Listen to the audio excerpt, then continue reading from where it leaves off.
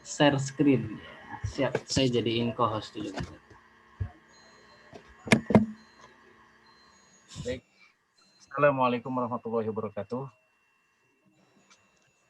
Alhamdulillah wassalatu wassalam ala khatimal mursalin wa ala alihi wassohbi ajmain. Semoga tetap terdengar suara saya.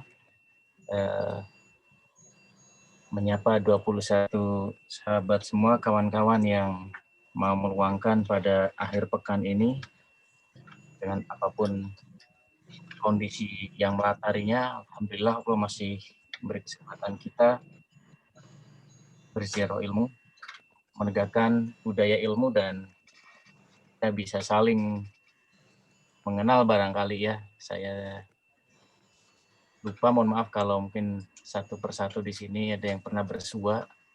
Ada juga sepertinya kawan lama saya ini, zaman SMP malah bisa muncul di sini. Insinyur Irwanto kalau yang betul itu dulu teman SMP saya. Ya, Masya Allah. Nah, sahabat semuanya, satu kehormatan dan tahniah buat Mas Vicky dan kawan-kawan di Gaza Library Publishing yang akan menginjak umur 3 tahun, masih balita kalau bayi, batita bahkan, belum genap 3 tahun. Dan kita doakan agar Gaza Library Publishing ini tetap bisa eksis dan mewarnai hasanah intelektual khususnya generasi muda ya. Dan relevan sekali kita bicarakan tentang Ibnu Khaldun, meskipun topik ini istilahnya kenyang, bahkan satu buku pernah dibabar semuanya di satu majelis yang lain selama berapa bulan tuh ya. Nah, jadi kitab Muqaddimah Kitabul Ibar wa Diwan wal Mubtada wal Khabar ini memang sungguh menarik dan menjadi satu hal yang penting sebetulnya. Saya berharap dan kalau ada, saya senang ketika termotivasi untuk membuka turas kita. Salah satunya adalah kitab Muqaddimah Kitabul Ibar ini. Baru Muqaddimahnya aja dan nggak apa-apalah. Kalau Kitabul Ibar wa Diwan wal Mubtada wal Khabar fi ayamil Arab wal Azam wal Barber wa min asarahu min yaumil Sultanil Akbar itu memang belum diterjemahkan dalam bahasa Indonesia, dalam bahasa Inggris juga belum. Jadi kita sleting dengan beberapa orientalis kalau mengkaji pemikiran Khaldun baru Muqaddimahnya gitu ininya. Nah, generasi milenial terpantik dengan berita viral pendiri Facebook Mark Zuckerberg menjadikan The Introduction ini sebagai bacaan dia, referensi dia dalam, walaupun dia menyebut, tapi dugaan saya dalam mengarungi turbulensi, disrupsi, bahasa-bahasa kekinian itu ya, bisnis digital itu ya. Nah, saya pelajari memang kok nggak aneh, pilihan dia tepat sekali. Bagi saya pilihan dia itu tidak hanya tepat, tapi harus gitu ininya. Dan bisa dipastikan bab semuanya. Saya mendapatkan kelihatannya bab tertentu saja karena itu berkenaan dengan bagaimana Mark dengan Facebooknya menghadapi perlawanan para pesaing. Nah, ini yang apa namanya bisa menjadi satu hal yang menarik bagi kita. Kenapa seorang generasi milenial CEO perusahaan besar Facebook yang membawakan banyak sekali ini ya, ada Instagram, ada WhatsApp, kok mempelajari The Introduction, terjemahan Franz Rosenthal. Barat sendiri sebetulnya relatif baru mengenal pemikiran Khaldun. Barat dalam arti Barat selepas Perang Dunia itu mulai mengkaji buku-buku Ibnu Khaldun itu sekira 1950-an, karena baru tahun 53 itulah Franz Rosenthal, seorang orientalis kawakan yang banyak, insya Allah beliau adil menerjemahkan Muqaddimah Kitabul Ibar itu ininya dalam 3 jilid yang tidak tipis ya, dan bisa kita unduh kalau yang bahasa Inggrisnya baik di ya bisa dicari sendirilah kalau di internet itu ya, lama-lama itu. Insya Allah boleh kalau itu boleh. Nah, sejak itu makin ekstensif dan masif Barat mengkaji, menghasanai Ibnu Khaldun. Ini menarik. Ada ungkapan yang lumayan menggelitik dan bagi saya ini membuat saya tertantang. Pada saat negara-negara Barat banyak mengkaji pemikiran Ibnu Khaldun, justru negara-negara Arab, Timur Tengah khususnya, meninggalkan Ibnu Khaldun. Nah, ini menarik gitu ini. Bisa ditangkap ya sejauh ini.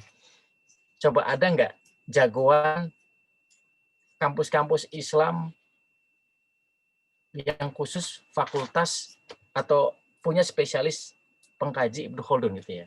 Saya baru mengenalnya di Singapura gitu, ada anaknya Syed Hussein Alatas gitu nih ya. Salah satu putra beliau itu banyak mengkaji pemikiran Ibnu Khaldun di National University of Singapore itu ya. Nah, sisanya di Timur Tengah saya coba cari tuh. Mungkin di Maghribi ya, tapi di Timur Tengah pemikiran Khaldun ini asing gitu nih ya. Nah, jadi menarik.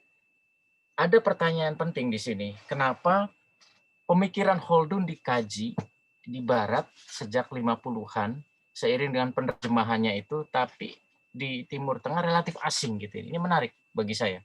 Nah, dari situ kemudian saya juga baca berkali-kali. Generasi kami 90-an itu ya buku terjemahan Pak Ahmadi Toha ini ya, yang legend banget ini buku ini. Bajakannya juga banyak ini, tapi beli aslinya lah. Nggak halal, kasihan beliau. Ini diterjemahkan beliau sejak mondok gitu ya, seusia aliyah bahkan ini ya, luar biasa. Aliyah beliau sudah menerjemahkan dicicil. Nah, edisi yang diperbaruinya adalah edisi yang insya Allah Gaza punya yang ini ya. Nah, ini bisa dibeli ke Mas Vicky ini. Kitab Muqaddimah Kitabul Ibar, Wadiwan wal Mubtada. Ini tebal sekali, 1000-an halaman. Lumayan jadi bantal, tapi zolim.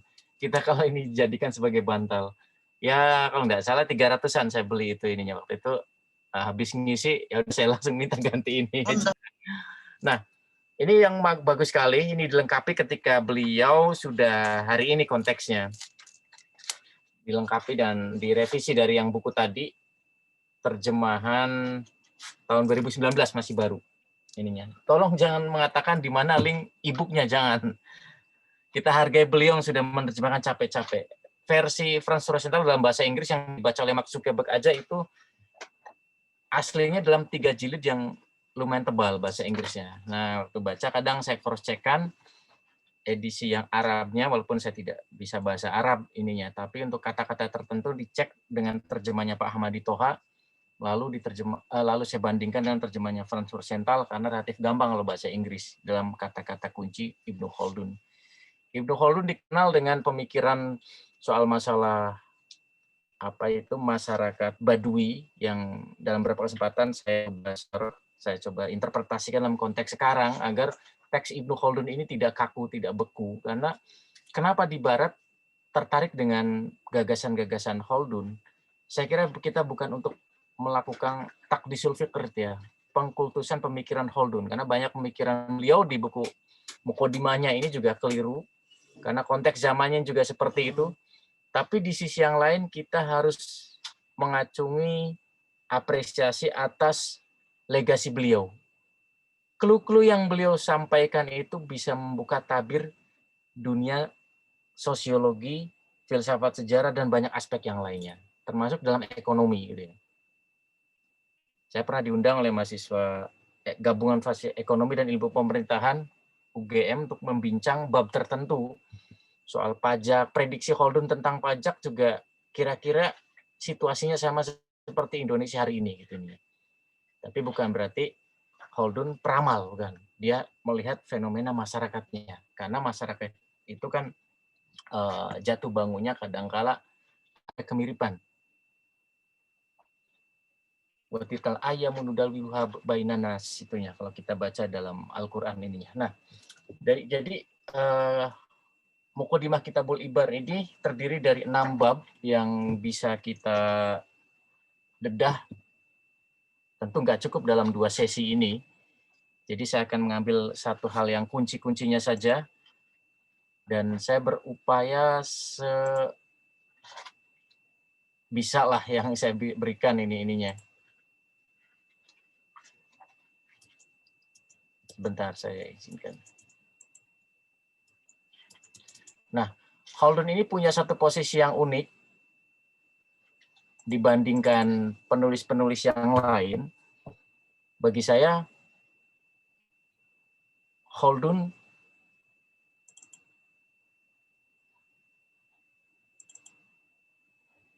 sudah masuk, Mas Vicky? Sudah masuk belum ya? Holden bagi saya bukan hanya sebagai seorang sejarawan, tapi juga dia seorang praktisi. Gitu ya. Kelebihan mukodimah ini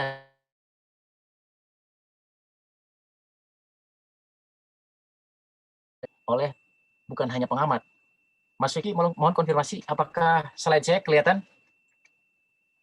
Iya, ini laptop lagi agak lelah. Oh. Mungkin peserta sudah bisa melihat belum?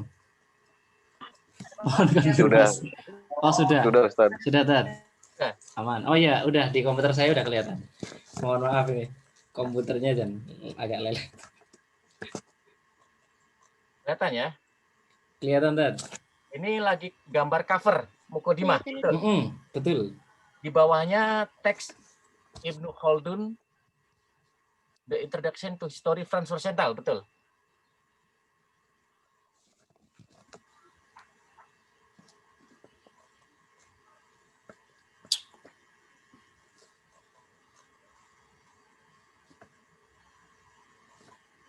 Oh, betul, Tad.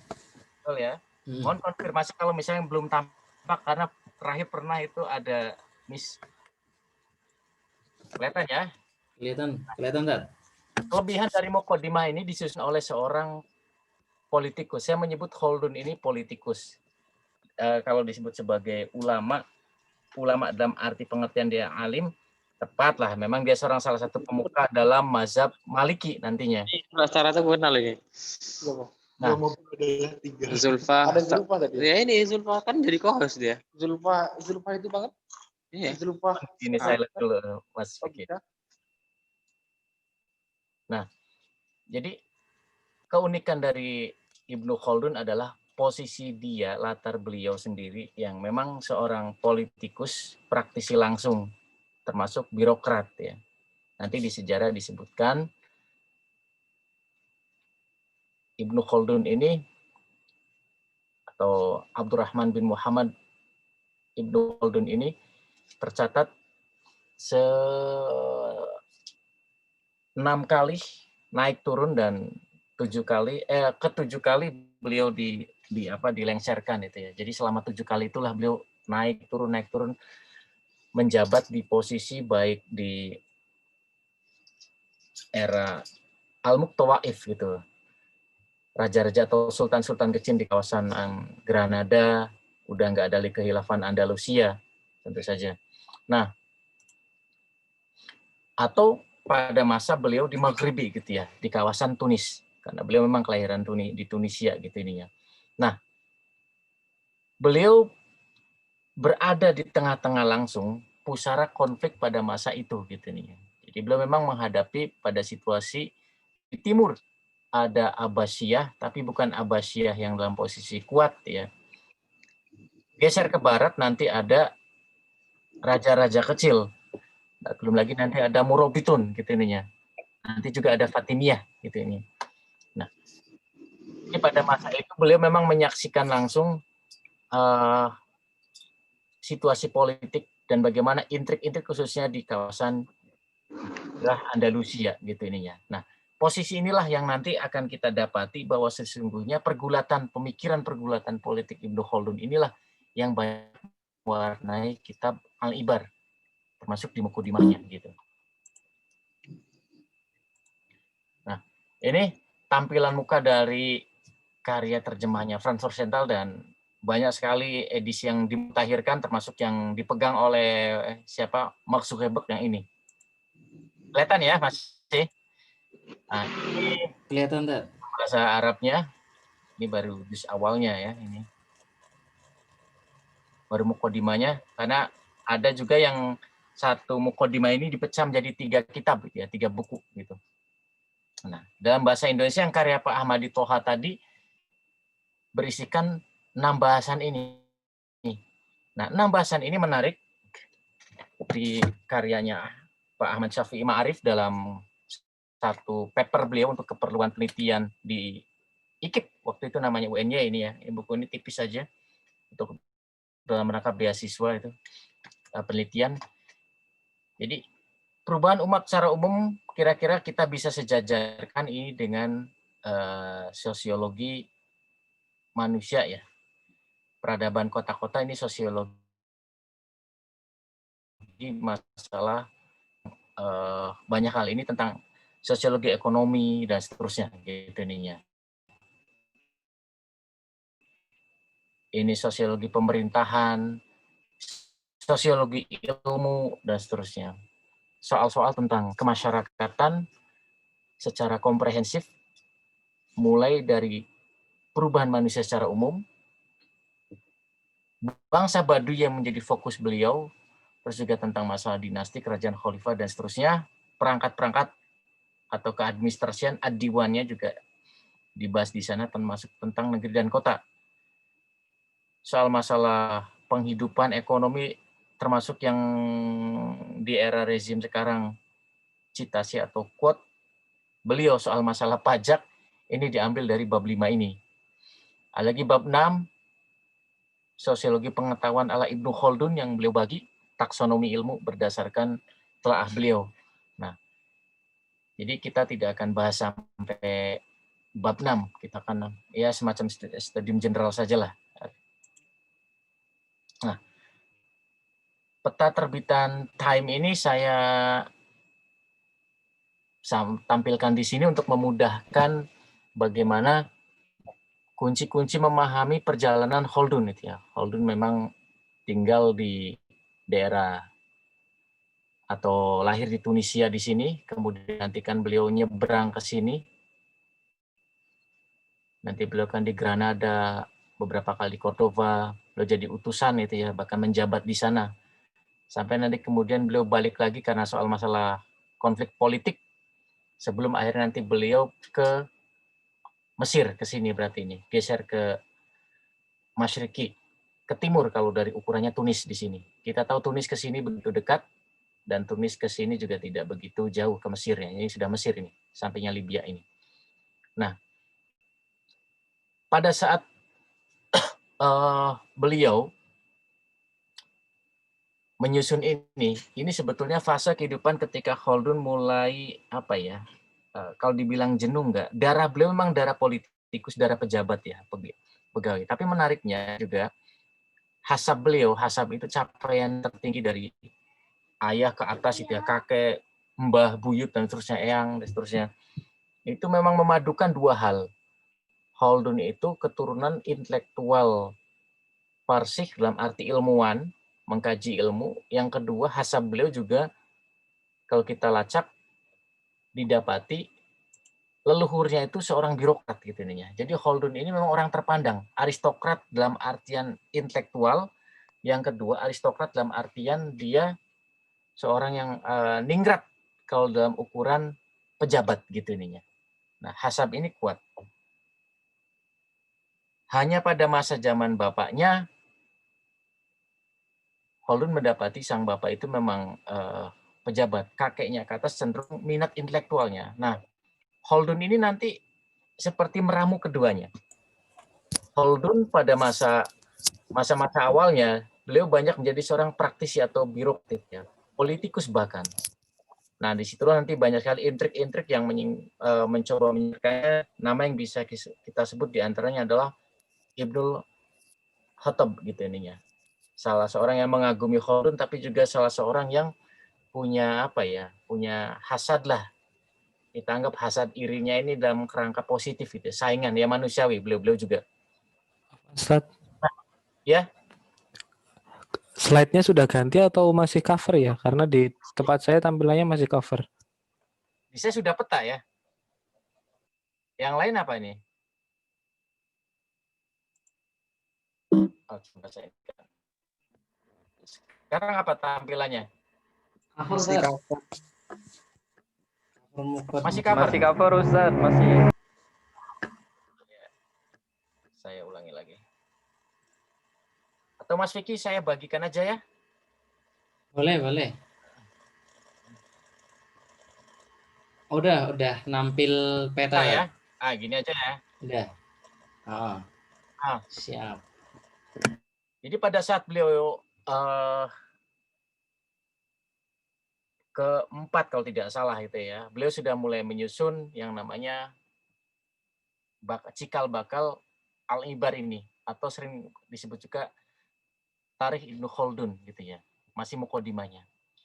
Nanti kan penulisan mukodimah ini kan tidak sekali ya, beliau revisi juga pernah waktu di Mesir. Nah menariknya nanti kita masih pembukaan dulu, mukodimah ini popularitasnya itu pada masa itu ya, belum ada mesin cetak tentu saja. Itu sudah sampai terdengar melampaui Tunisia. Kalau sampai sini, sampai mana ini?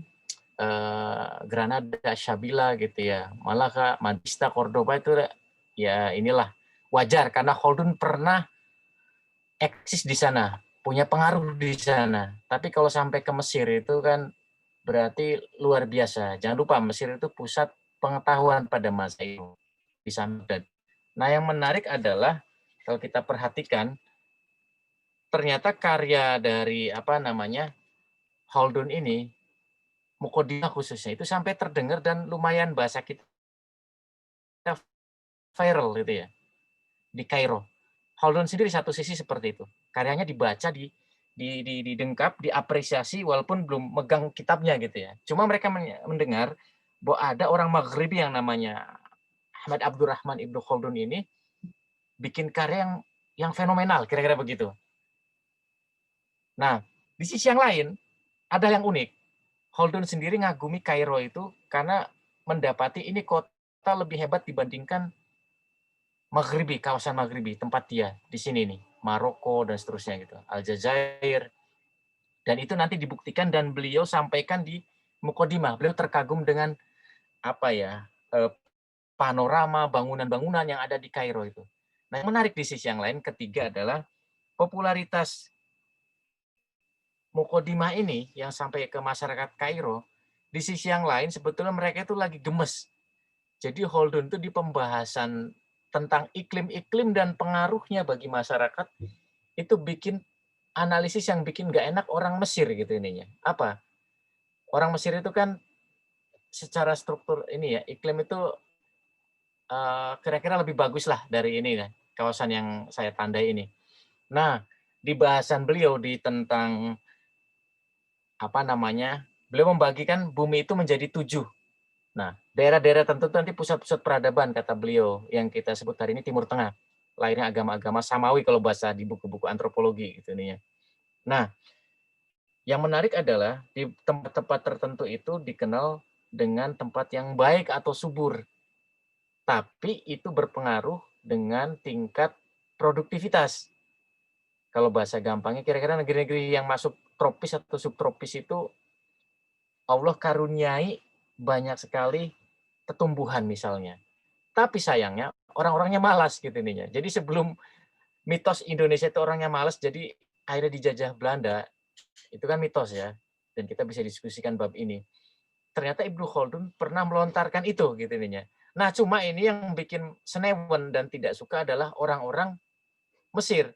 Jadi orang Mesir ini satu sisi penasaran, mana sih penulis yang namanya Ahmad Abdurrahman Ibnu Khaldun ini yang konon fenomenal karyanya, dan konon juga mereka lagi nyari-nyari, ini orang kayaknya perlu dikasih pelajaran karena menuliskan tentang kita kok jelek. Jadi di situ Khaldun menyebut orang Mesir itu dikaruniai oleh Allah karena ada sungai Nil ya, perairannya bagus gitu ya. Tapi orangnya malas-malas gitu ininya.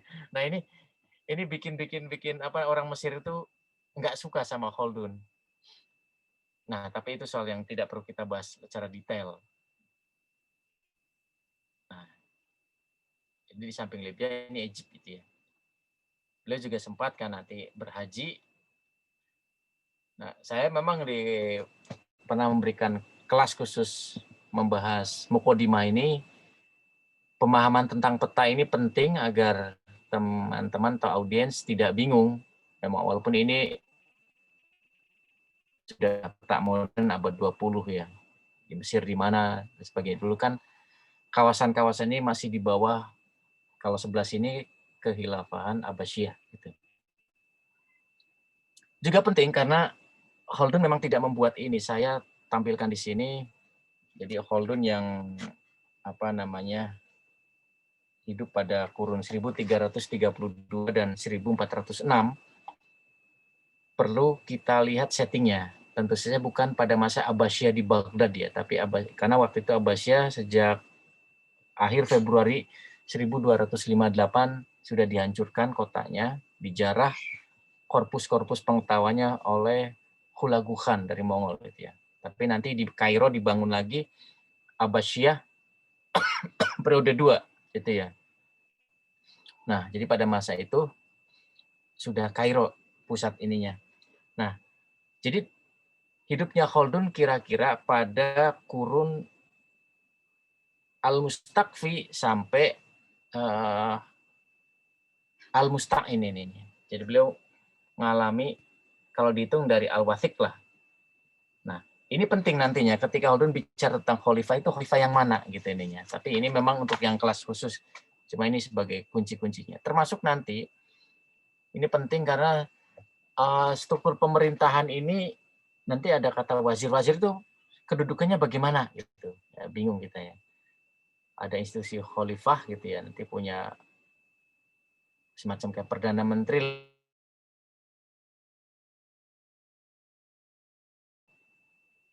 ada peradilan, nanti ada di bawahnya lah ada imaroh dan seterusnya gitu. Nah, khalifah ini nanti kan dia membawahkan, ada di bawahnya itu para penguasa, sultan-sultan itu ya.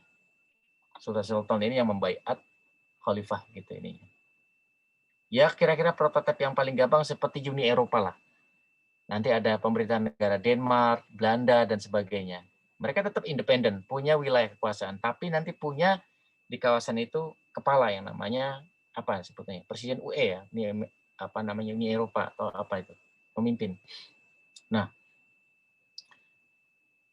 kita masuk teman-teman. Jadi Muqaddimah ini memang di edisi yang belakangan sudah dicetak ulang, dimodernkan. Kitab Tarikh Ibnu Khaldun ini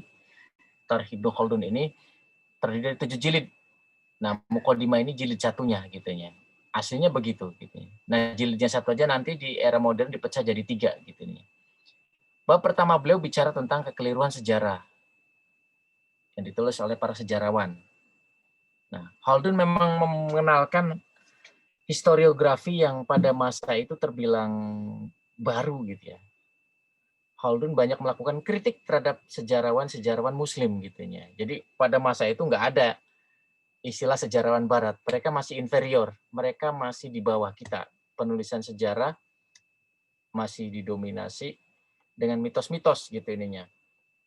Nanti bisa kita bayangkan cerita-cerita kadang-kala lucu-lucu kalau kita baca di Muqaddimah ini. Apalagi kalau sudah bicara Yunani gitu nih. Nah, Khaldun mencoba meluruskan gitu nih, termasuk memberikan barrier benteng agar sejarawan Muslim jangan sampai mengulangi kekeliruan sejarawan di luar Islam gitu nih. Atau sejarawan klasik yang kadang-kala kurang selektif memilih fakta-fakta yang ada gitu ininya. Nanti soal akurasi cerita, memberikan kesempatan kepada hayalan itu banyak sekali dibahas oleh Khaldun. Nah, termasuk Khaldun juga banyak memberikan satu interpretasi berkaitan dengan masalah fakta-fakta sejarah gitu. Itu bisa dibaca sendiri. Nah, termasuk juga memasukkan cerita yang bertendensi untuk tenggelam pada kesenangan yang diharamkan gitu ya. Karena penulisan sejarah pada masa itu juga sudah mulai dicampuri hal yang tidak tepat. Contohnya kisah tentang itu populer banget tuh ya, 1001 malam itu banyak sekali. Anak saya aja yang kelas berapa itu tahu gitu, tapi nggak tahu ceritanya untungnya gitu. Cuma dia pernah dengar gitu. Bahaya kalau tahu anak-anak kita itu dengan tahayul seperti itu. yang kita dengarkan hoax yang Khaldun mencoba melakukan klarifikasi di Mukodimah itu. Contohnya Harun ar-Rasyid yang doyan minum Khamr gitu. Oleh Ibnu Khaldun, beliau klarifikasi bahwa itu bukan Khamr yang diharamkan dalam Al-Quran gitu ya. Beliau jelaskan gitu. Karena Harun ar-Rasyid ini kan pengikut atau paling tidak di bahasan tentang ini fikih Imam Abu Hanifah gitu nih ya. Dalam Imam Abu Hanifah itu kan perasan anggur itu hukumnya boleh gitu nih ya. Jadi bukan Khamr dalam arti minuman yang memabukkan gitu nih ya. Karena bagaimanapun Harun ar-Rasyid punya satu andil dan beliau masih menjaga kesolehan. Ya tentu saja beliau ada salah dan khilaf. Tapi menjadikan Khamr melekat pada sosok Harun ar-Rasyid ini saya kira kezoliman dan kebiadaban. Sebagaimana kisah tentang Al-Ma'mun dan Yahya Ibnu Akhsam yang mabuk-mabukan teler sampai ya naudzubillah, itu saya kira berlebihan gitu ya. Sebetulnya di beberapa karya itu dibahas juga gitu, seperti Tarikhul Khulafa itu ya, ada buku yang bagus dibahas mengenai hoax lah, kira-kira begitu. Atau juga Khaldun mencoba meluruskan, karena soal masalah nasab atau silsilah keluarga ini penting. Tapi ada kan yang berupaya menegasikan, saya bukan keturunan Anu. Padahal iya, tapi demi politik kadangkala itu diingkari, dinegasikan. Atau kadangkala dipalsukan, tapi sesungguhnya punya motif gitu ininya. Contohnya adalah kasus Ubaidillah Al-Mahdi gitu ya. Yang awalnya dari kawasan Maghribi gitu ya, di tanduk Afrika, kemudian merangsak masuk besar-besar sampai akhirnya beliau, si Ubaidillah ini mendirikan dinasti yang namanya Fatimiyah gitu ya. Dan mengaku sebagai ahlul bait gitu nih ya. Nah ini kan sesuatu yang apakah ini tepat atau tidak gitu. Sejauh ini bisa ya gambarnya berjalan Mas Vicky? Berjalan, Tat. Ya. Nah termasuk Siap. Idrisiyah. Muhammad Ibnu Tumat Al-Mahdi nih. Nah, ada orang yang memang mengaku-ngaku Al-Mahdi itu hanya untuk politik, ada yang dalam rangka untuk kontestasi dengan institusi kekhalifahan, khususnya yang Ubaidillah Al-Mahdi yang Fatimiyah ini. Kita tahu Fatimiyah ini kan oposisinya Abbasiyah. Dan Ubaidillah ini berhaluan Syiah Ismailiyah gitu ininya. Nanti pada masa Salahuddin Yusuf Al-Ayyubi ini perlahan pengaruhnya dikikis, bahkan diakhiri gitu. Salah satu monumentalnya adalah capaiannya Al-Azhar yang semula adalah institusi Syiah Ismaili berganti menjadi institusi yang bercorak aswaja, khususnya madrasah Syafi'iyah dan kalamnya Asy'ariyah gitu ini. Nah, peta ini penting untuk menggambarkan kawasan pengaruh pada masa itu, walaupun Khaldun tentu saja belum mengalami yang namanya dinasti Utsmaniyah gitu ya. Nah, ini kawasan yang juga penting gitu ya. Kawasan benteng kelompok Hasasin gitu ya. Nah, kita masih yang santai-santai, belum pembahasan serius. Sering kita dapati di dunia maya petikan-petikan yang kadang-kala konteksnya memang harus diketahui Khaldun bicara apa. Yang sering itu kan soal pajak itu ya, soal pajak. Jadi pada saat negara baru dibangun, pajak itu cenderung longgar lah, kira-kira begitu. Nah, pada saat longgar dan masih intensif. Tapi ketika negara mau jatuh atau dalam krisis, pajak itu makin ekstensif, makin diperbanyak jenisnya maupun jumlahnya gitu ininya. Nah, ada yang mencoba menarik-narik ini seperti konteks Indonesia hari ini gitu ininya. Nah, satu yang populer lagi ini sebetulnya, tapi masih kalah populer. Jadi kalau negara-negara atau satu masyarakat di pasaran barang-barangnya itu banyak sekali barang-barang tak berharga dan benda-benda logam yang tak bernilai, barang-barang KW gitu ya.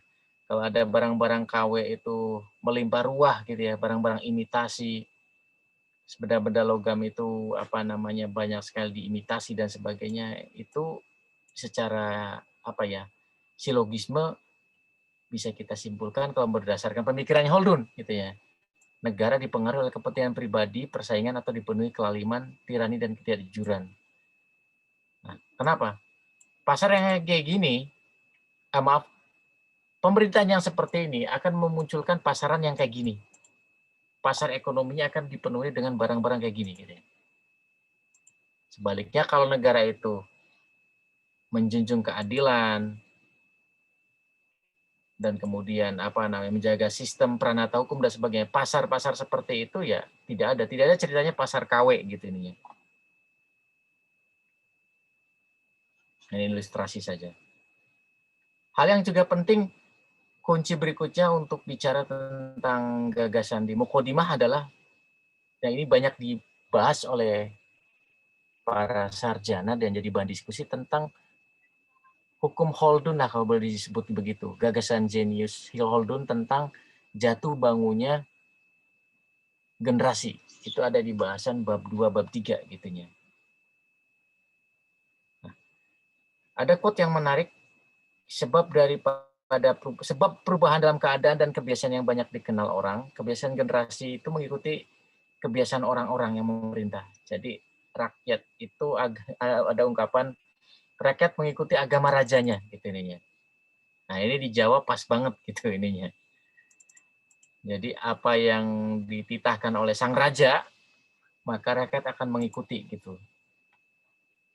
Nah, ada beberapa prinsip-prinsip historiografi di Holdun yang dikenalkan di awal-awal Muqaddimah. Termasuk beliau mengingatkan, dan ini banyak sekali dipakai oleh kalangan aktivis Islam, beliau mengingatkan hati-hati berpikir analogis dan komparis. Menyamakan, analogi, dan membandingkan, memang itu paling gampang. Saya pun akui kadangkala terjebak ke sana. Nah, kita harus hati-hati untuk melihat secara komprehensif masalahnya tepat atau tidak. Kan misalkan kontestasi politik memilih presiden dikaitkan dengan perang Badar misalnya, sempat ramai itu ya. Apalagi misalkan kejadian ini dihubungkan dengan ini dan sebagainya, dikaitkan dengan misalkan sirah nabawiyah atau sirah sahabat. Kadangkala ada yang menggunakan seperti itu. Yang kadangkala itu kalau kita bedah, sebetulnya lebih ke soal-soal politik saja gitu ininya.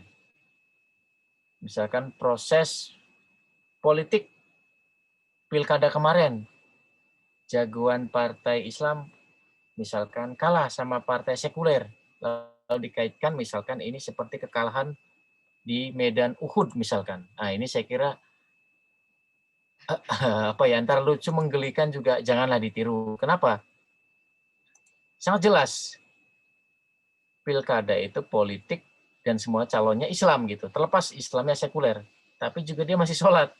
Apalagi pakai sorban, biasalah walaupun ini menjijikan gitu ininya. Tapi kalau dianalogi dikomparasikan dengan Uhud, ya saya terlalu jauh. Berarti kalau kita kalah gara-gara pilkada, serupa kita kalah dulu pada saat Uhud, berarti yang menangnya itu kafir kan? Nah, ini saya kira hal yang mendasar jangan dilakukan. Nah, Holdun mengingatkan itu. Nah, contoh kasus yang bisa saya sebutkan, di Muqaddimah nggak ada ini. Kita tahu Rasulullah Shallallahu Alaihi Wasallam pernah mengutus para sahabat untuk berdakwah, mengajarkan syahadat dan Quran gitu ya di bani-bani kaum-kaum itu, tapi di dua kejadian malah melahirkan pembantaian. Muslimin dibantai utusan itu, tragedi Roji dan Bir Maunah yang terkenal ini. Pasukan atau delegasi Rasulullah itu bukannya malah diterima, mereka memang dijebak untuk dibantai, cari-cari gara-gara gitu. Serupa juga dengan perjanjian Hudaibiyah, kita tahu di antara syarat-syarat di diktumnya adalah kalau ada orang Muslim dari Mekah maksudnya, kemudian didapati ke Madinah, itu orang-orang kafir Quraisy berhak memintanya gitu ya, dan Muslimin tidak boleh ngapa-ngapain. Tapi tidak sebaliknya, ini yang bikin protes Umar bin Khattab gitu nih. Nah, kasus ini dialami oleh Abu Jandal. Kalau tanpa L, jangan ya, naudzubillah orang itu. Kalau ini Abu Jandal itu ada. Tapi kalau L yang dihilangkan itu bolehlah kita doakan supaya dapat hidayah.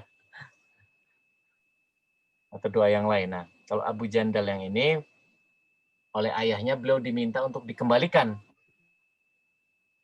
Karena dia kabur dari Mekah. Gitu ininya. Nah, pada peristiwa ini, nanti kita bisa bandingkan dengan perlakuan beliau ketika hanya seorang muslimah dihinakan, dilecehkan di pasar Bani Qainuqa itu ininya. Terus ada seorang sahabat yang nggak terima yang membela dan berujung syahid. Rasulullah itu mengirimkan pasukan tempur. Nah, di sini beliau tidak. Di dua tragedi ini, Raji dan Fir'aunah, beliau hanya meminta para sahabat untuk melakukan kunut nazilah. Tapi tidak di kejadian yang nomor 2. Kalau lihat dari jumlahnya, kuantitasnya, ini puluhan, di atas 10.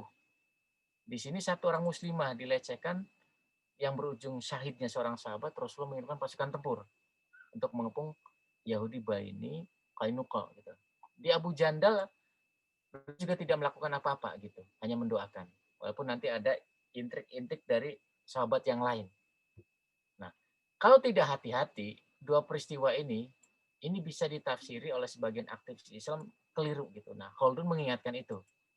Jadi ada hukum-hukum sejarah yang kalau kita mencari ibroh atau keteladanan itu harus pas gitu. Jadi nanti tidak ujuk-ujuk menisbatkan satu kejadian kontemporer, misalnya kayak tadi pilkada, dengan kejadian seperti pada masa Rasulullah atau para sahabat, walaupun konteksnya tidak tepat gitu nih. Nah, Khaldun mengingatkan itu sudah jauh-jauh hari sejak abad ke-14. Ini kawasan yang tempat Khaldun tinggal yang masih tersisa. Nah, Khaldun juga menyindir perilaku para sejarawan yang menulis karya sejarah yang dihadiahkan kepada para sultan atau kaum yang berkuasa gitu ya. Di sisi yang lain memang ini ada sisi menariknya gitu ya. Ini sebagai bentuk pengarsipilah. Ada yang memang sejarawan menulis itu ya biasa saja, walaupun yang bagus-bagusnya, tidak melebih-lebihkan, ini udah bagus banget. Nama juga dia lagi mencatatkan biografi penguasa gitu ya. Tentu tidak yang jelek-jeleknya. Lain hal kalau dia menuliskan orang yang sudah meninggal dunia. Kata Khaldun, sejarah adalah peristiwa-peristiwa khusus mengenai suatu zaman dan generasi.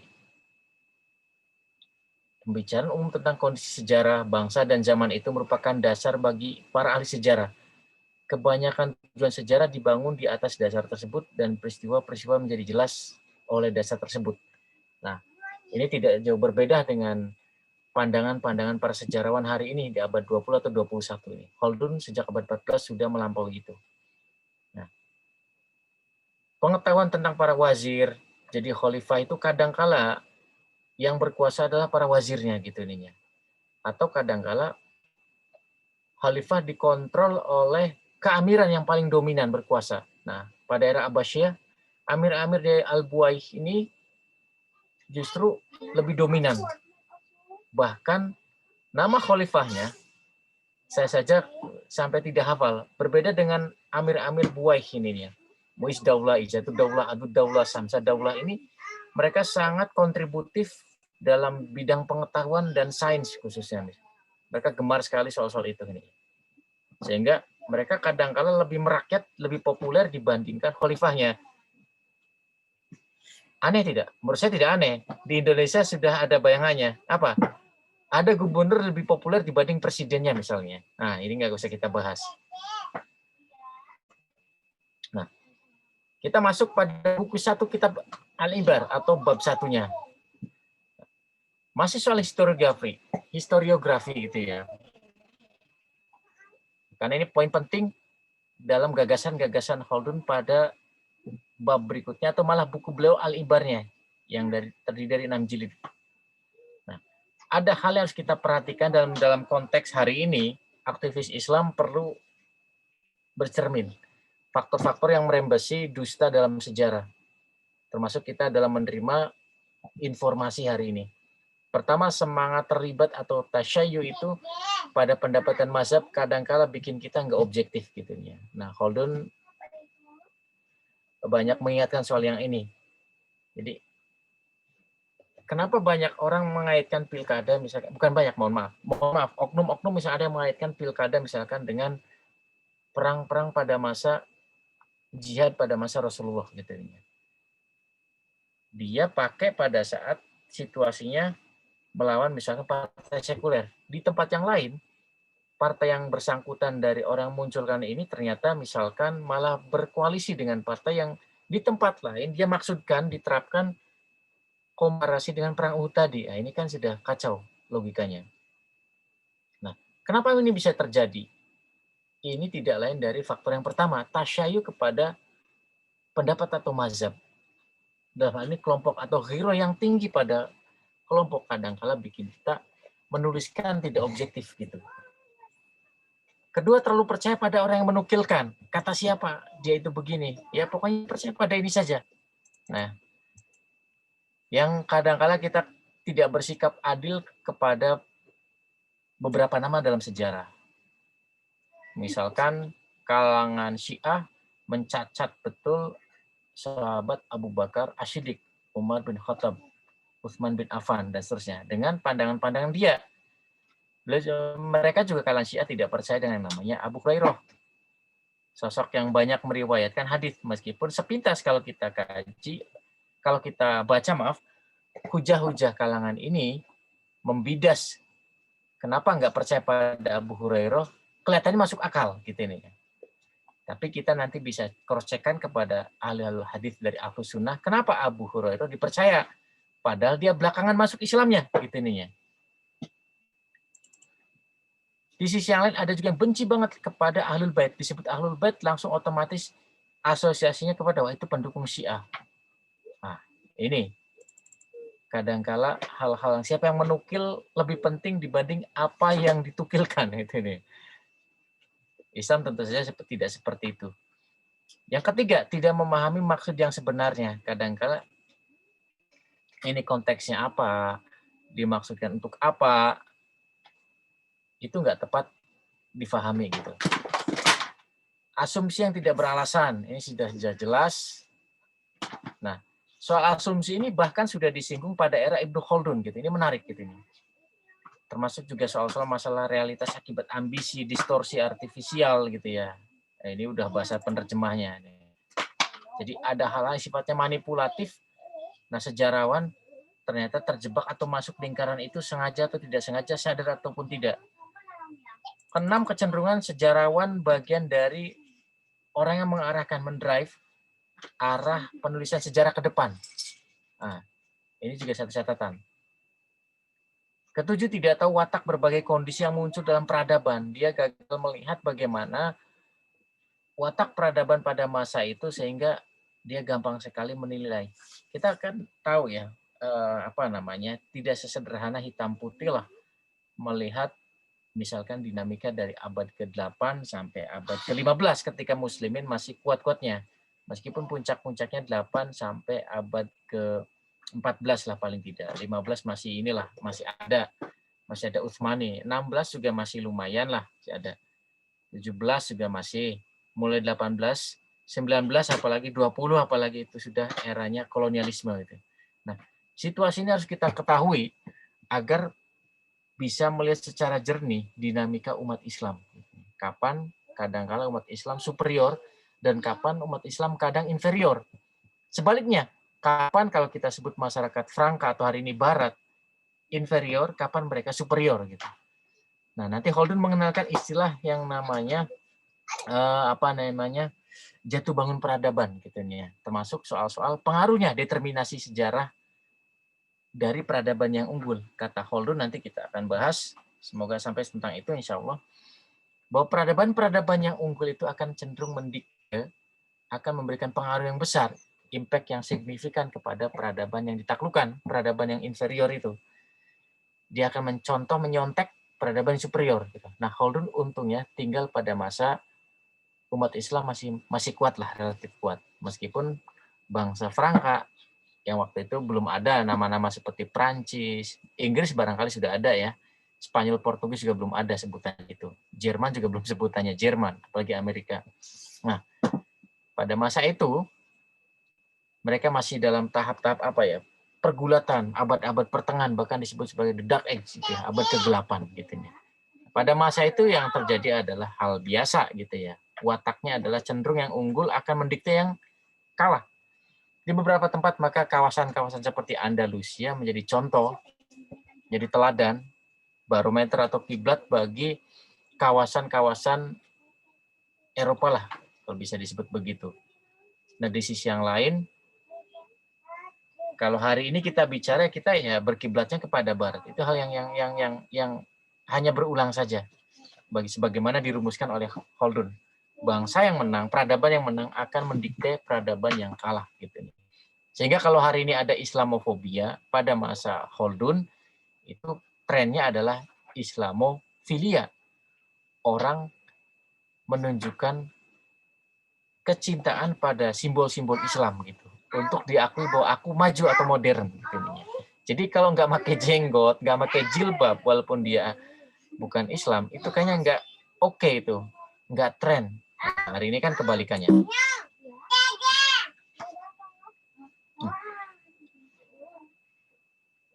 Khaldun banyak mengenalkan beberapa model apa ya istilahnya itu serupa model-model hadis gitu ya, walaupun Khaldun memberikan catatan-catatan dan banyak sekali yang disampaikan oleh beliau. Saya juga perlu menyampaikan yang penting-penting. Nah, Khaldun bukan atau tidak selalu yang pertama mengenalkan gagasan-gagasan tertentu. Kadang-kala Khaldun memetik dari ungkapan-ungkapan raja-raja sebelumnya yang kemudian oleh beliau dipikirkan, ditelaah, dan dicoba dipakai sebagai konsep,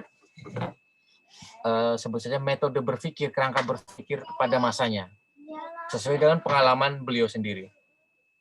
Nah, di antara yang beliau pinjam adalah ungkapan dari Anushirwan, Raja Sasaniyah Persia. Ini tentu saja pada masa sebelum Rasulullah Shallallahu Alaihi Wasallam diutus ya, Anushirwan ini. Nah, Anushirwan ini dikenal di sejarah sebagai raja yang bijak dan pintar, raja yang memberikan legasi atau warisan berupa kecintaan pada pengetahuan dan pandangan-pandangannya yang ke depan. Nah, yang dipetik oleh Khaldun adalah ini.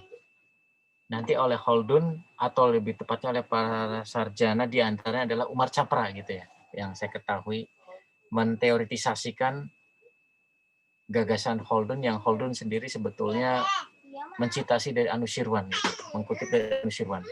Jadi kekuasaan itu perlu atau ada karena adanya tentara. Jadi perlu. Jadi sejak pada masa itu termasuk oleh Khaldun kan mengutip, dia mengafirmasi persetujuan dengan gagasan Anushirwan ini. Jadi kekuasaan itu ada karena tentara. Tentara ada karena harta. Ada ekonomi, ada aktivitas ekonomi. Aktivitas ekonomi itu ada karena adanya pajak gitu ya. Jadi pajak menopang. Pajak ada karena ada pembangunan. Pembangunan ada karena peranata hukumnya ditegakkan, ada keadilan. Dan keadilan ada karena memperbaiki para karyawan, para birokrat barangkali itu ya. Dan memperbaiki karyawan terlaksana dengan kejujuran para wazir. Jadi aparat elitnya juga jujur. Dan berada di atas semua itu adalah pengawasan raja terhadap rakyat. Nah, balik ke raja lagi. Serta tergantung kepada kemampuan sang raja bertindak untuk sebaik-baiknya kepada mereka. Nah, nanti oleh Umar Chapra diantaranya ini dibentuk seperti 8 spiral gitu ya. Jadi melingkar gini. Ke dalam, keluar, dan seterusnya. Gitu. Jadi 8 komponen yang ada bagaimana negara itu bisa kuat gitu. Jadi sejak era abad ke-6, Anushirwan sudah mengenalkan pentingnya tentara. Dan tentara itu memang butuh harta. Harta itu memang tidak bisa pisah dari pajak, dan pajak itu ya otomatis ada karena ada pembangunan. Pembangunan lancar kalau adanya supremasi hukum. Supremasi hukum ada kalau dia itu bisa atau memberikan impact pada kesejahteraan. Dan kesejahteraan akan terlaksana dengan adanya kejujuran para wazir, para perdana menteri gitu.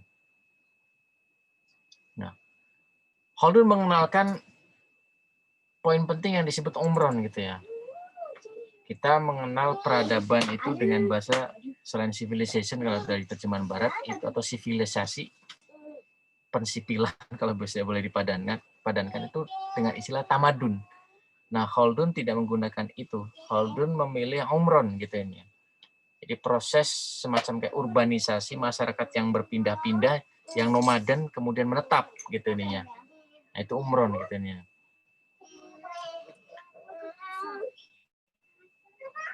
Nah, manusia dia melakukan aktivitas politik, dan dari aktivitas politik itulah dia bisa membangun peradaban. Al-insanu madaniyun bi atwabi al-istima daruriyun li'annawil insan dalam bahasa Khaldun.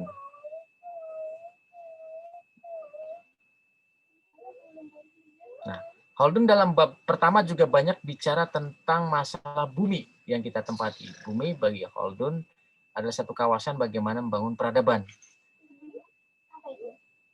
Meskipun Khaldun berbeda dengan Al-Biruni atau Al-Batani atau Ibnu Firnas atau nama-nama yang lain yang lebih par excellence dalam sains terapan, tapi Khaldun bukan orang yang apa istilahnya enggan membaca hasanah-hasanah seperti itu. Patut diduga beliau membaca itu, sehingga Kitabul Ibar termasuk mukodimahnya ini banyak dihiasi hasanah-hasanah sains. Jangan lupa nanti gagasan tentang teori Malthus itu ternyata bisa kita dapati di buku mukodimah gitu ya. Jadi Robert Malthus kan mengistilahkan pertumbuhan manusia itu kan seperti deret ukur ya, cepat sekali. Pertumbuhan manusia cepat sekali. Sementara ketersediaan makan itu dengan deret hitung sangat tidak imbang. Kalau makanan kan 1, 2, 3, 4 dan seterusnya. Deret ukur bisa melompat. 1, 2, 4, 16 dan seterusnya. Khaldun banyak bicara tentang geografi meskipun ini mendapat kritikan. Tentu saja karena zaman sudah berbeda. Di antara Charles Isawi banyak mengkritik bagaimana pandangan Khaldun. Charles Isawi sendiri bicara bahwa Khaldun tidak berarti lebih hebat dibandingkan sarjana semasanya. Ya memang karena Khaldun memang bukan keahliannya di sana. Nah, yang menarik adalah pembagian beliau Ibnu Khaldun ini, kawasan-kawasan bumi utara dan selatan dan keterhuniannya. Jadi utara selatan itu ini. Daerah di utara itu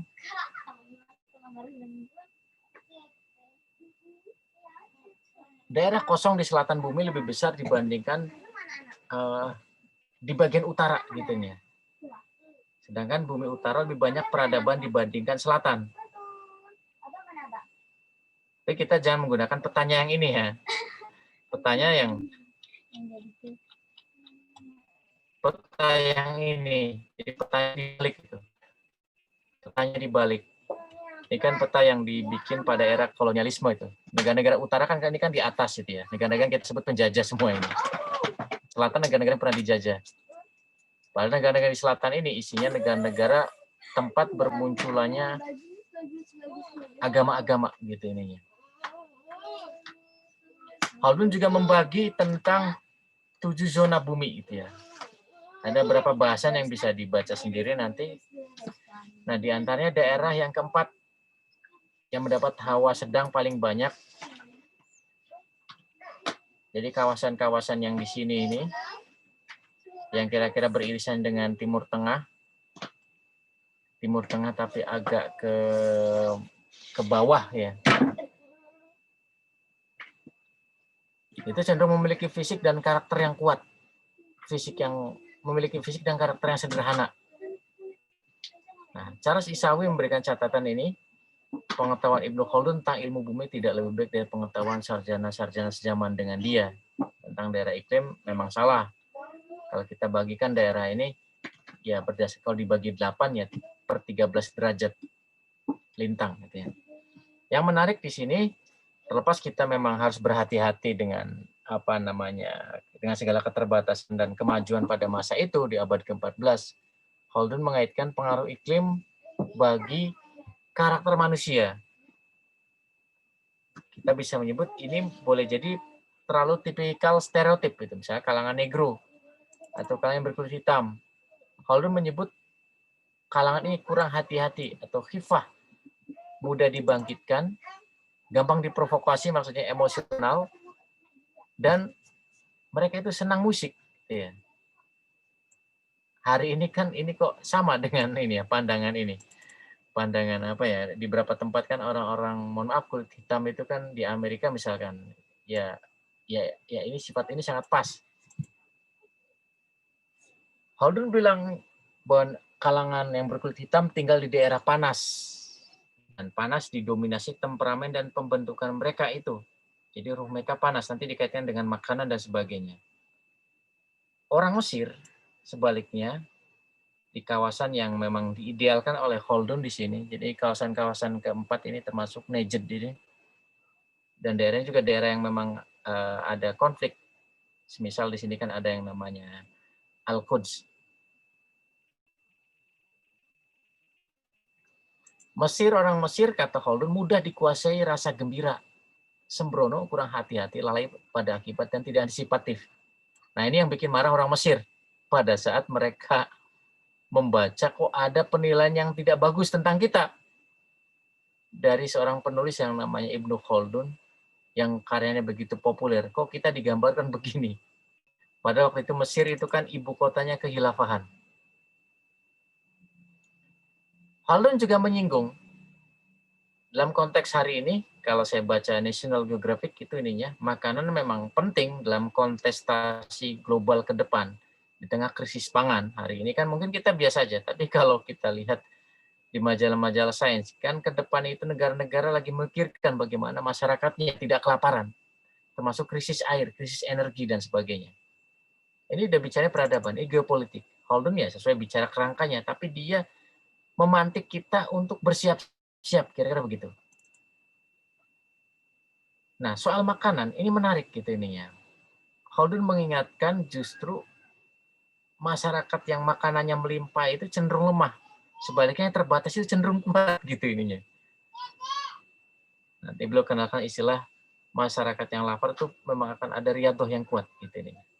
Nah, dari sini nanti kita dapati fenomena yang disebut masyarakat Badui. Badui dalam arti Holden itu bukan masyarakat Badui yang kayak ada di Banten gitu ya, yang mereka tidak mau bergaul. Sebaliknya mereka malah mobile.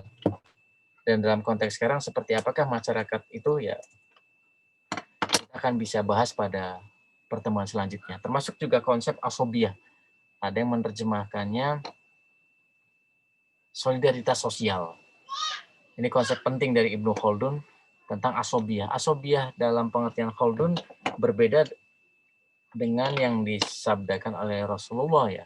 Kita dilarang untuk berasobiah, berfanatik pada golongan dalam konotasi yang berbeda dengan pengertian positif asobiah di dalam Khaldun. Kalau dalam hadis kan disebutkan laisa mina mang da'a ala asobiah ya, bukan bagian dari golonganku mereka menyerukan asobiah. Wa laisa mina mang qatala ala asobiah, termasuk yang berperang bukan bagian dari golonganku kata Rasulullah kalau mereka menyerukannya karena asobiah. Termasuk wa laisa mina mamata ala asobiah, bukan bagian dari golonganku mereka yang matinya karena asobiah gitu. Nah, asobiahnya berbeda dengan hadis tadi. Ibnu Khaldun malah memberikan definisi yang positif tentang asobiah. Nah, kita akan bahas pada pertemuan selanjutnya. Saya kira sudah 21.25. Selanjutnya saya serahkan kepada Mas Vicky untuk bincang-bincang lebih jauh. Kurang lebihnya mohon maaf. Assalamualaikum warahmatullahi wabarakatuh.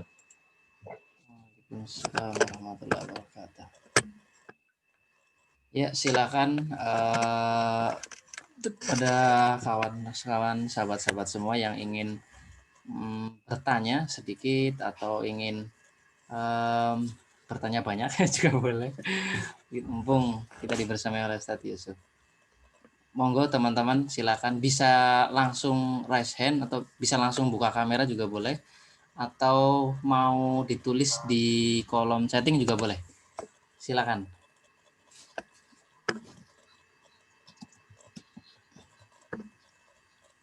Kalau masih bingung, ditanyakan saja. Karena memang mungkin bahasannya cukup berat ini. Monggo.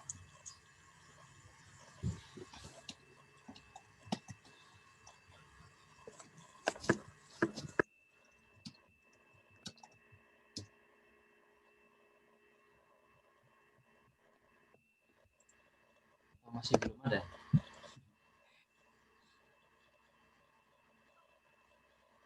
Monggo silakan langsung buka kamera juga boleh, teman-teman. Atau yang mungkin ingin mengetik di kolom chat juga tidak apa-apa.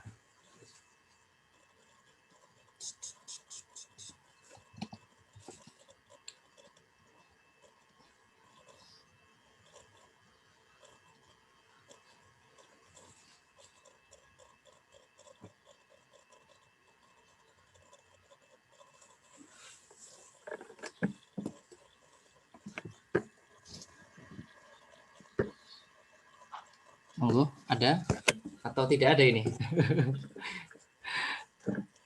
Atau bingung semua ini? Karena ini bahasannya cukup berat ya, Tat. Harus biasa berat. Belajar membiasakan ya, Tat. Ya, kayak statusnya Ustadz Anton. Itu apa? Ada yang tipenya memang mudah untuk awam, ada yang memang untuk host, ada yang ya sama-sama saling belajar. Saya juga masih belajar. Sambil menanti ya Mas Vicky kita bincangin santai. Ada buku tentang boleh, nanti kalau yang tanya silakan ngasih kode ke host Mas Vicky. Ada banyak apa namanya buku sebetulnya, tapi saya tidak semuanya saya miliki. Saya pilih yang apa ya, yang reputasinya bagus dan memang diteliti dengan menarik, bukan dengan. Oh, ini Tat, ada satu yang ingin bertanya. Oh ya, monggo. Dari Mas Ismamudi, monggo langsung mau buka kamera, mau langsung bersuara, silakan. Mas Ismamudi Muhammad. Assalamualaikum Ustaz, mohon maaf kameranya belum bisa saya buka Ustaz. Ya. Waalaikumsalam, monggo. Baik, mudah-mudahan suara saya kedengaran dengan jelas Ustaz.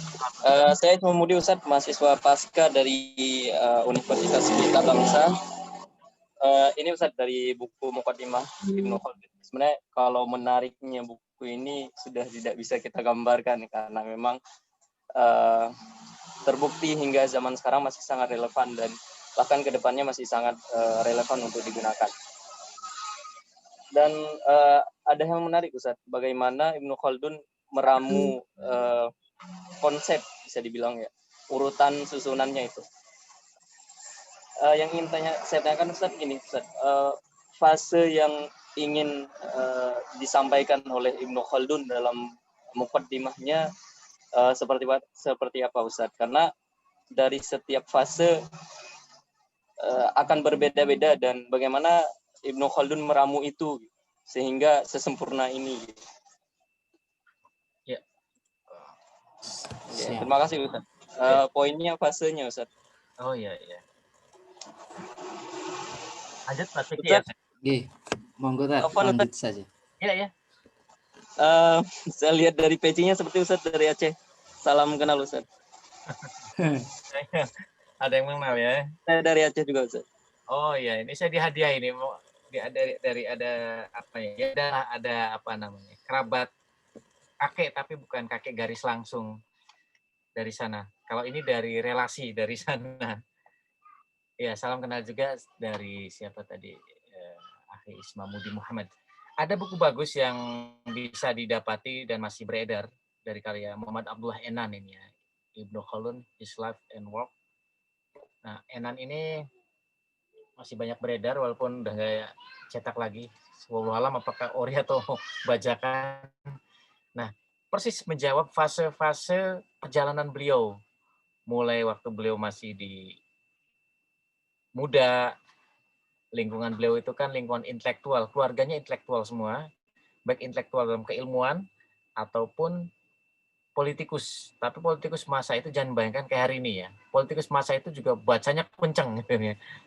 Makanya Khaldun itu walaupun beliau seorang politikus, bukan hal yang asing untuk men-switch untuk fokus menjadi ilmuwan gitu.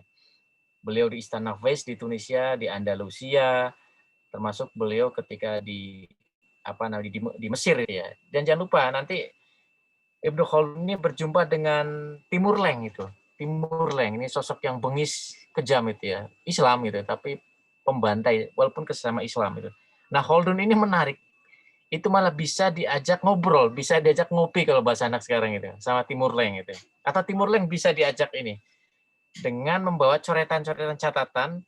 Ibnu Khaldun tertarik gitu ya. Maaf, Timur Leng tertarik dengan narasi sejarah yang dipaparkan oleh Ibnu Khaldun. Jadi alih-alih ada tindakan yang mengancam, justru malah Khaldun santai gitu nih. Khaldun tahu Timur Leng ini kelemahannya apa. Nah, tertarik dengan buku catatan yang beliau bawa dan kemudian Timur Leng minta dijelaskan, dibikinkan gitu ininya. Padahal Timur Leng itu bukan dari keturunan yang berpunya kecintaan pada pengetahuan gitu.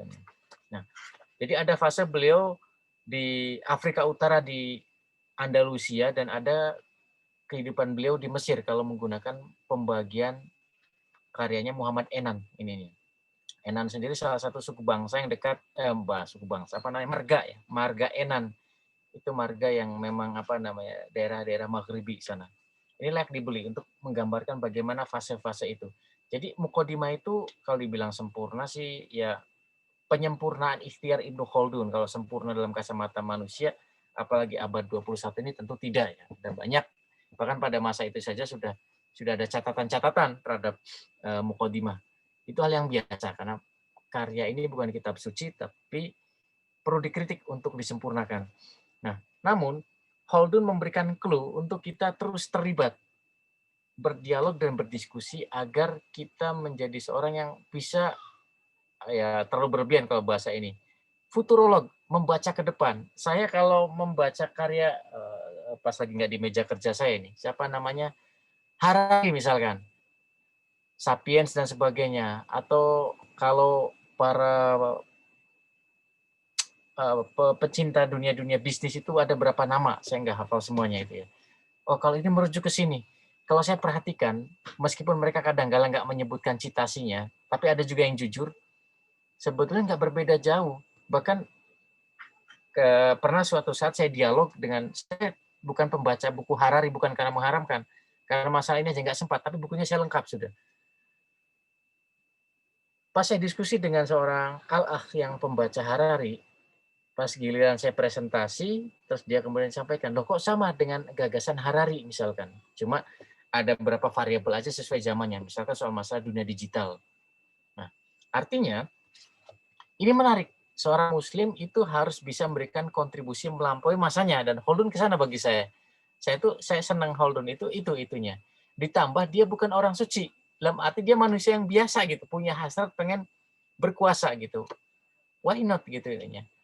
Masalah nanti kekuasaan itu dipakai untuk apa, itu bab yang lain. Jangan lupa Khaldun itu pemuka dalam mazhab Maliki gitu. Nanti di Mesir beliau itu kan di Al-Azhar dipakai untuk menjadi pemuka mazhab Maliki gitu. Menggantikan yang lain gitu. Nah, ini menjawab. Lanjut saya untuk ini sambil menunggu pertanyaan berikutnya. Ada juga buku yang oleh Syed Farid Alatas yang saya maksudkan ini buku yang bagus juga. Ini juga ringan juga. Buku ini ringan, ini masih banyak karya terbitan Mizan. Syed Farid Alatas, sosok ilmuwan di Asia Tenggara yang banyak mengungkai, banyak menjelaskan soal-soal tentang Ibnu Khaldun gitu ini. Nanti ada juga kalau di Indonesia ada karya Pak Syafi'i Marif. Ini sangat ringkas banget. Saya kira kalau perjalanan dari Jogja ke Solo sudah tamat ini. Tipis nggak sampai berapa ini. Ini saya kira nggak sampai dibajak karena banyak obrolannya. Ada juga nih yang lumayan banyak bajakannya, Rahman Zainuddin, Kekuasaan dan Negara. Ini dari sisi politiknya, mozaiknya. Ini banyak mengungkai dari bab-bab tentang politik di Muqaddimahnya. Ini masih banyak dan jangan bajakannya itu ya. Pola pemikiran Islam gitu. Fuad Ba'ali dan Ali Wardi gitu ya. Beliau membandingkan dengan para pemikir Barat. Ini. Termasuk juga karya yang ini juga udah langka, mahal. Ali Abdul Wahid Wafi gitu ya, sama dengan yang ini penulisnya. Nah, ditambah karya-karya para sarjana kita di Indonesia baik untuk keperluan skripsi, tesis maupun disertasi yang saya tidak hafal nama-nama mereka gitu. Kecuali Pak Rahman Zainuddin tadi dari UI gitu ya, yang lumayan bagi generasi 90-an karya itu menjadi rujukan gitu nih. Nah, jadi bagi saya legasi penting Ibnu Khaldun adalah mengajak untuk berpikir komprehensif hari ini dalam memilih data gitu ya.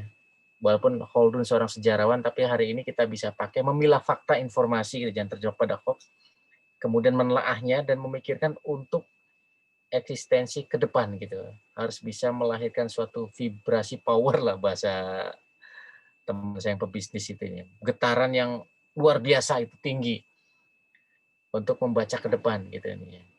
Dan bagi saya Khaldun itu lebih tidak berpura-pura dibandingkan misalkan ada orang yang mengsemangatkan change, perubahan, tapi ketika dia masuk di lingkaran kekuasaan, teori-teori dia itu seperti nggak berbunyi.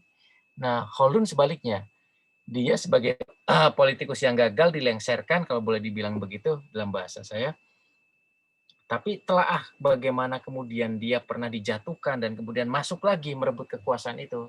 Kekuasaan dalam arti beliau kan orang kepercayaan saja, bukan jadi raja, orang-orang nomor satu Khaldun tuh. Jadi Khaldun sangat disukai oleh para sultan. Jadi kadang-kala beliau tuh manuvernya menarik. Beliau dulu berkubu pada A gitu. Nah, suatu saat A ini dilengsarkan oleh B gitu ya. Di Granada misalkan. Tapi B ini tidak kemudian lantas menghukum Ibnu Khaldun, ya kadang-kala di penjara dan sebagainya. Tapi sekian tahun Khaldun akhirnya dibebaskan, diberi kepercayaan juga gitu. Khaldun bisa merebut hati sultan yang mengkudeta itu. Nah, ini berkali-kali, sampai 6-7 kali gitu. Saya belum mendapati satu buku khusus tentang how to-nya itu. Bagaimana seorang Khaldun bisa meyakinkan lawan politik dengan tetap menjaga marwah. Mungkin ada yang bertanya, saya ingat betul di satu majelis yang lain, dalam konteks hari ini yang dilakukan oleh Khaldun itu hina gitu ya. Apa? Dia oportunis gitu ininya. Jangan lupa pengertian oportunis itu kan identik dengan demokrasi hari ini gitu ya. Toh juga hari ini ada yang dulunya bersaing di Pilpres sekarang masuk semua. Yang satu ngurusi masalah sawah, yang satu ngurusi masalah WC itu ya. Ujung-ujungnya dapat tugas itu gitu. Itu lebih hina lagi. Kalau Khaldun tidak itu. Khaldun pada masa itu jangan dilihatnya dengan konteks hari ini. Kalau konteks demokrasi hari ini yang dilakukan Khaldun itu mungkin oportunis. Pada masa itu biasa. Saya dengan A, saya orang kepercayaannya, saya orang kepercayaan saya dikudeta gitu. Saya kemudian mendukung yang ini, itu biasa gitu pada masa Khaldun ini. Ini menarik gitu ininya.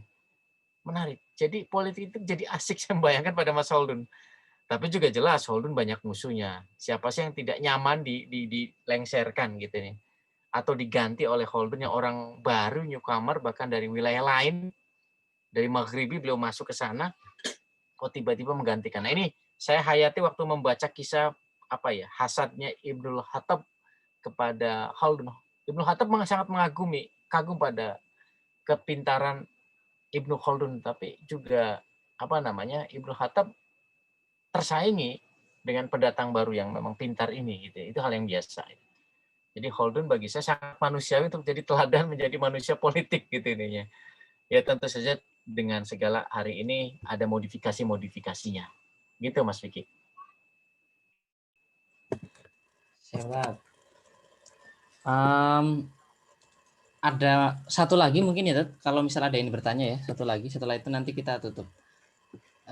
Monggo ada satu lagi yang ingin ditanyakan sebelum nanti kita akhiri.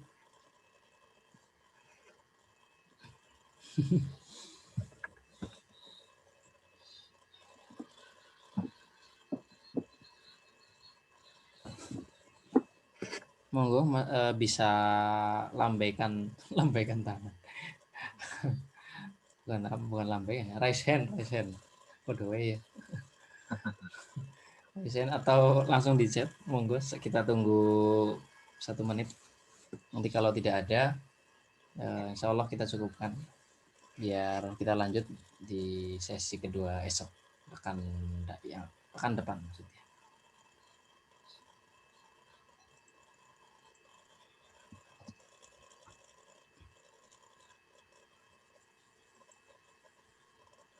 Tidak ada ya, sepertinya. Ya, tidak ada. Nggak Oke, usah dipaksa. kalau tidak ada mungkin ada ini. Di kolom chat untuk kitab Muqaddimah ini boleh ya dibaca sendiri tanpa guru. Monggo Tat, gimana? Siap. Monggo. Ini bukan kitab fikih itu ya, bukan kitab atau kitab syariah gitu. Boleh-boleh saja, tapi nanti banyak kebingungan. Apa ya? Kalau ada yang bisa baca sendiri tanpa guru, dicoba dulu aja ininya. Tapi kalau jawaban saya, sebaiknya perlu ada. Kalau saya pribadi dari buku memang mengcross-check-kan. Pernah Holdun bicara tentang pentingnya masyarakat Badui itu dicirikan yang kuat adalah masyarakat yang memiliki al-bait rumah ya, rumah. Saya cari di edisi Arabnya yang tadi gambar itu al-bait memang betul. Di edisi buku yang tadi itu ya rumah tapi tanda petik gitu. Ini menarik kok pakai tanda petik. Jadi dibiarkan denotatif, tapi itu saya tahu maknanya ada konotatif. Nah, Pak Ahmadi Toha nggak beri penjelasan, cuma rumah. Saya cek di edisi bahasa Arabnya al-bait gitu ini. Saya coba di edisi Inggris. Franz Rosenthal yang seorang orientalis jago linguistik itu setahu saya juga cuma terjemahkan the house. Tanda petik juga gitu. Apa maksudnya ini? Berkali-kali saya baca berulang-ulang gitu ininya. Konteksnya itu apa ini ya? Oh, alah ternyata maksudnya itu kalau bahasa hari ini itu adalah baking itu. Atau kalau bahasa mafia itu ada godfather gitu ininya. Nah, lebih mudah saya bayangkan gitu. Oh, kalau perlu ada al-bait, ada rumah penaung, ada bakingan, itu memang bisa gitu. Bayangkan kan kalau masak Badu itu di tenda ya. Kalau ada don gitu, ada yang kuat itu ya akan kokoh gitu nih. Itu contoh saja. Kalau dibaca sendiri nanti banyak hal-hal yang memang berat menurut saya. Lebih tepat memerlukan orang yang sudah pernah berkecimpung mengenal itu lama. Saya juga cross check dan masih awam lah saya juga. Saya ini hanya baca duluan ketimbang Anda semuanya, antum semua di sini, panjenengan semuanya lebih duluan dan merasa membagi capeknya untuk menemukan kata albait saja gitu ininya. Belum lagi tadi ini khalifah ini maksudnya khalifah yang mana? Tadi kan saya sebutkan makanya. Nah, itu Holdun kadang-kadang nggak menyebutkan gitu. Khalifah ini kadang-kala di bab ini beda lagi, udah eranya lain gitu ininya. Jadi Holdun membayangkan bukan untuk generasi kita yang bacanya. Paham ya maksudnya itu? Oh, khalifah ini siapa ini? Kadang-kala kita nuduhnya ini padahal sudah ganti khalifah yang lain gitu ininya. Termasuk juga kedudukan misalkan hajib itu apa, wazir itu apa. Nah, jadi hal-hal seperti itu kita perlu cari. Intinya sih kalau mau otodidak untuk baca sendiri, asalkan referensi kita memadai dan diiringi bertanya dan mau bertanya, no problem. Itu yang saya lakukan juga gitu. Karena saya meminati kajian Holdun ya setelah nggak kuliah. Dan memang nggak kuliah gitu ini. Dan cari terus ditanya, kadang korespondensi itu perlu dengan orang yang memang mumpuni gitu. Mengikuti diskusi-diskusi yang para ahli di bab tentang Ibnu Khaldun itu perlu itu. Contohnya Syed Farid Alatas itu di YouTube bisa dicari. Nanti di YouTube ada itu waktu beliau diundang ke salah satu kampus negeri di Jakarta gitu. Nah, akhirnya ya maksudnya gini, gini, meluaskanlah pandangan kita gitu. Gitu untuk Mas Saiful Arif gitu. Makasih. Siap, Tat. Oke, terima kasih ke Mas Saiful Arif atas pertanyaannya. Juga mungkin ini menjadi pertanyaan bagi banyak teman-teman yang lain mungkin ya, karena pengen baca tapi setelah dijelaskan Pak Yusuf, mungkin tadi di slide juga tambah bingung sebagainya gitu mungkin ya, dan tambah bingung dalam arti ini pembahasannya cukup berat begitu. Nah, semoga ilmu yang kita dapatkan pada malam hari ini bisa bermanfaat, dan terima kasih pada Ustadz Yusuf dan pada kawan-kawan semua. Insya Allah kita akan bertatap muka lagi di pekan esok. Mungkin dari Ustadz Yusuf ada yang ingin disampaikan di sesi sebelum penutupan? Ya, saya lupa menyampaikan atau mungkin Mas Fikri menyampaikan, alangkah baiknya meskipun belum punya bukunya, inilah baca dikit-dikit gitu ininya. Besok kita akan mengulik bab tentang masyarakat Badui dan asobiah aja, dua hal itu aja. Karena itu konsep kuncinya Khaldun. biar nanti diskusi kita lebih mengalir gitu. Siap, Tat. Oke, itu ya teman-teman mungkin yang pengen bisa baca bisa mencari bukunya. Tadi dari saran Ustadz Yusuf, jangan cari PDF-nya, tapi beli bukunya, gitu ya. Di Gaza ada, wah promo lagi ini ya. Di Gaza juga ada seperti yang punyanya Pak Yusuf, apa ini? Terbitannya Turos. Mungkin teman-teman pengen nyari bisa begitu. Itu saja, semoga bermanfaat. Terima kasih Ustadz Yusuf. Kita tutup dengan hamdalah, rabbil alamin, dan doa kafaratul majelis. Assalamualaikum warahmatullahi wabarakatuh. Waalaikumsalam warahmatullahi Waalaikumsalam warahmatullahi wabarakatuh. Matur nuwun, Ustaz Yusuf. Sama. Monggo dilanjutkan aktivitas. Habis Iya. ini ngedit lagi nih berarti. Ya, baca ngedit, ngomong anak. Ngomong anak. Masih kecil-kecil ya, Tat. Siap. Monggo teman-teman bisa boleh live yang ingin ada agenda selanjutnya. Ya, saya izin ya, Mas. Kita lanjut. Hari apa berikutnya? Hari sama, Tat, hari Masih pekan depan. Jumat juga, Jumat malam. Jumat malam.